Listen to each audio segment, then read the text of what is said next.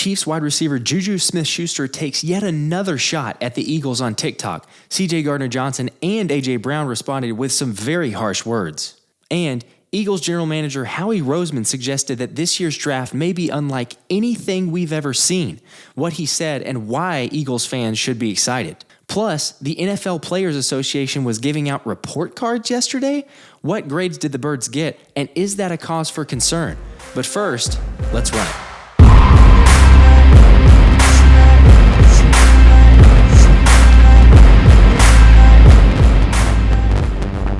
Josh Davis here. The combine workouts start today. A happy Thursday, and we'll get to that in a moment. But did you see the pettiness of Juju Smith-Schuster and what he's up to now? This is getting ridiculous. I'm sorry, but take a look here on Twitter. So I saw this late last night, and Juju goes ahead and posts a TikTok video. I'm not going to play it. If you want to watch it, you can. You're more than welcome to.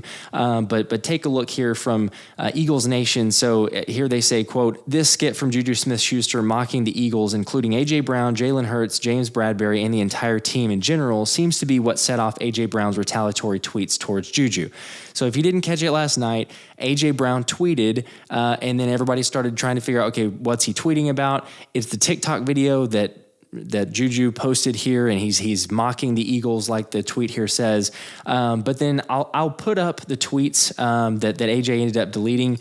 I'm not going to read them. You can see here for yourself. Obviously, very, very harsh words, and how AJ responded. Didn't appreciate it one bit. And if you guys remember, Juju, right after the Super Bowl, of course, he posts the Valentine's, I'll hold you always for James Bradberry and making fun of that. It's just unbelievable pettiness, really. I mean, that's what it comes down to. So that was what AJ said first, and then he obviously direct DM'd him afterwards, or kind of directly to Juju.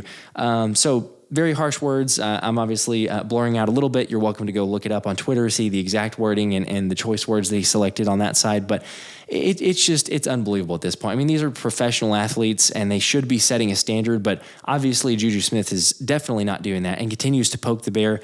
But, let's not act like we're surprised, really. I mean, if you think about it, this is who Juju is. He was this way whenever he was with the Steelers. Mike Tomlin had tons of issues with him, controlling him. You remember he was recording a post-game speech of Mike Tomlin, and he just has all sorts of antics that he's done throughout his career. So it's not surprising for Juju. If you look as well, there was another tweet that CJ Gardner Johnson responded, and he's basically saying that Juju will never learn. Anyway, other Eagles players responded. They had the words to share on that side. But ultimately, I think what it comes down to is we just shouldn't give this anymore. We shouldn't waste any more breath. And certainly A.J. Brown, just be done with it. Juju is like the pestering, annoying kid who won't shut up. And you know what? The best thing you need to do is just ignore him. And by continuing to come back and to show that it's flustering you, it's only adding fuel to the fire. And Juju gets a kick out of it. So I would say leave it alone. Be done with it. All right, moving on here. So you guys may have seen, and obviously we've had a lot of interviews throughout the combine. That's one of my favorite parts, is getting to hear the inside scoop from coaches, from general managers. What's the thought process? I don't think it's a far stretch to say that we have the best general manager in football, in Howie Roseman. But take a listen to this this interview. And so I got this from Jonathan Jones on Twitter. And so he posted here, and he said, "I asked Eagles general manager Howie Roseman whether Philly's team building model could be replicated by other NFL teams like the Rams model had been. And then he said, I loved his answer. So check out this video. We'll take a listen. In your approach, I think you even said, listen, we're not the only team that goes out there and tries to bring on some veterans on one-year deals and say, hey, come win here. Yeah. But I think last year there was a certain team that won the Super Bowl while eschewing some first-round draft picks, and everyone said, hey, that's the new model to follow. Is the model that you and this Eagles team franchise has adopted, is that replicable elsewhere, or is it unique to what you all have sort of put together there, the city, the franchise? I'd probably say it differently. I feel like if you're doing what everyone else is doing, you're probably a step behind, and I think you got to figure out how to zig when people are zagging. Is it zag when people? No, it's zig when people are zagging. Right? Yeah. And I think for us, you see it. Coach Carroll the way he was playing defense in Seattle, and how many people then everyone wanted to play cover 3 and have these big, long press corners. And part of their success was they were drafting these guys in the 4th, 5th, and 6th round because people weren't taking them in the 1st and 2nd round because people thought they were too stiff. They couldn't change direction. And so they were getting them later, and that was where they were getting the value. And then when everyone started taking them in the 1st and 2nd round, there was no more competitive advantage. And I think the minute that you start copying everyone else, the minute you lose that edge. And so I think for us, the way we built the team in 17 was different than the way we built the team in 2022. Now, there are a lot of overriding philosophies. I mean, it's not a surprise we like O linemen and D linemen, right? Like, it's not hard to figure that out. But I think for us, we did things a little bit differently than we did it. And, I think for us to get back to where we need to go, we're going to have to do it a little differently again. I love that response. I absolutely love it from Howie. And like he says there, I mean, we all know that the NFL is a copycat league. I mean, it's as soon as one team does something successful, oh, hey, everybody, let's try to jump on that bandwagon and do the exact same thing. But what Howie, and I love his response there, is getting at is you can never be complacent. The moment that you get complacent, the moment you say, hey, let's just copy that model, is whenever you fall behind. And the beauty is, and what we've seen for many, many years, is Howie is always pushing the envelope. He is always stretching and trying to think, hey, what else should we be doing? How should we kind of change things up or shake things up in a way that really nobody expects? And there's probably none better than Howie. And so I think that the Eagles are obviously in fantastic hands. But if you notice from that, and you also look at his previous interview the day before, he's kind of been hinting at there could be some other moves that they make, some unique ones perhaps, ones that we're not used to seeing. I mean, typically we obviously see, and he hints there obviously of talking about the defensive lineman, the offensive lineman, but there could be a move in this draft. I wouldn't be super surprised if he does something that's a little bit uncharacteristic because, again, if you go back to what Howie's mentioning there, you can never stay comfortable and you can never be complacent. So always looking at what are the analytics saying. Maybe we go a different route, kind of breaks free from what the typical trend or the path of other NFL teams, but I'll be curious to see what they do and how that turns out in the draft here in a couple months.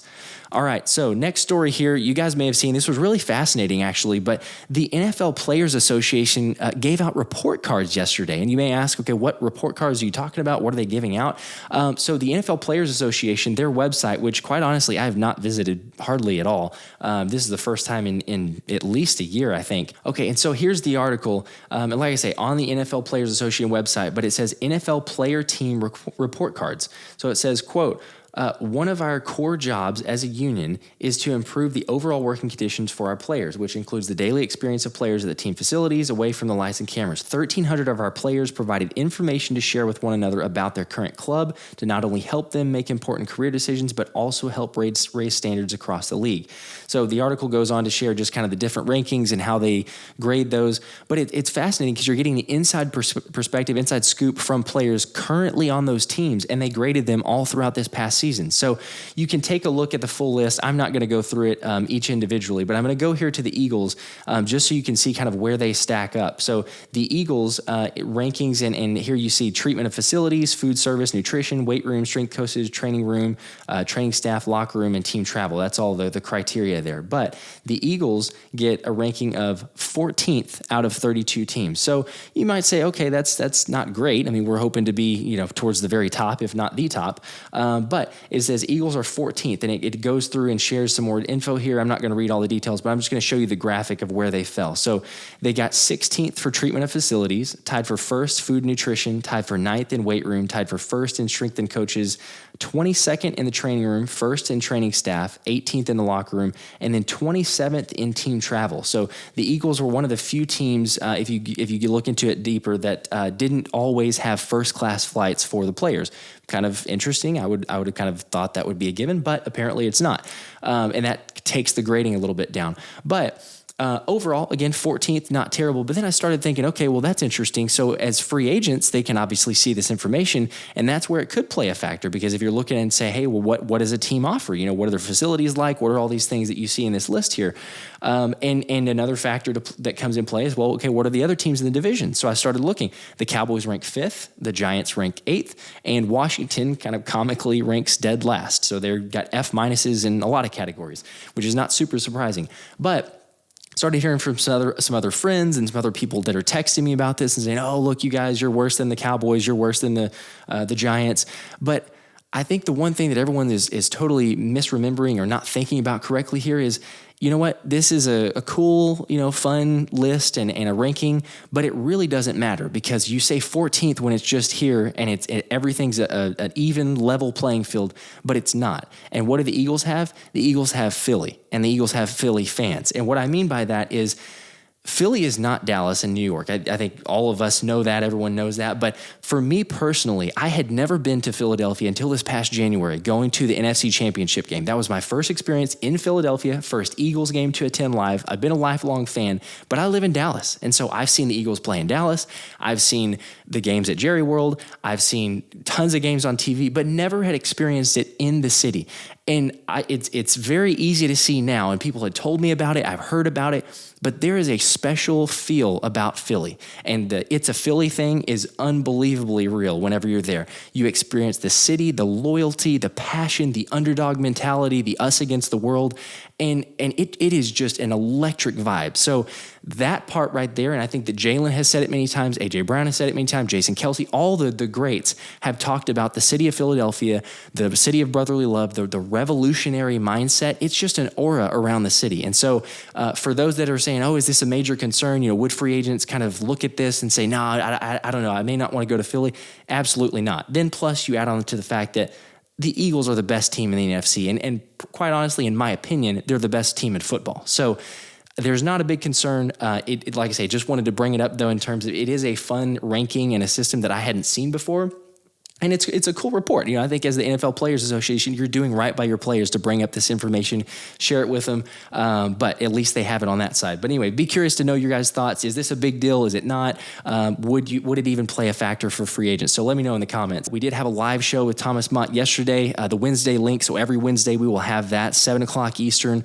Be looking out for that. But again, like and subscribe. I appreciate you guys joining. But until next time, I'm Josh Davis, and this has been the Philly Special.